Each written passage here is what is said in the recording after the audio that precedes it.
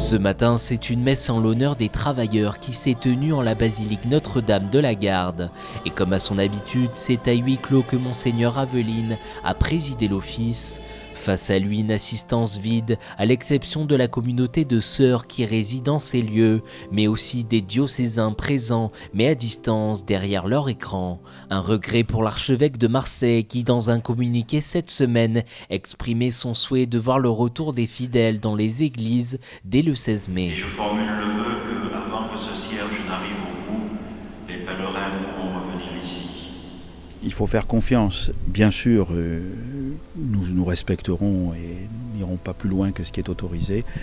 Mais en même temps, il faut être attentif au rôle que peuvent jouer les religions dans la période difficile que nous traversons. C'est ce que je souhaitais vraiment dire, c'est qu'on ne néglige pas le rôle positif que peuvent jouer les communautés de foi comme geste barrière contre des idéologies de peur et de division. Pour l'archevêque, une célébration du service religieux dans le respect des mesures sanitaires est possible, à l'image du modèle espagnol. Il faudra voir selon ce qui est possible, mais je pense que si on est capable de s'organiser pour qu'il y ait un service d'ordre efficace dans un supermarché, on doit être capable de s'organiser pour qu'il y ait un service d'ordre efficace dans une église. La partie de la communion est plus difficile, on verra, on cherchera, on trouvera comment faire. Il y a des possibilités. J'ai vu le plan de déconfinement qui a été mis en œuvre en Espagne.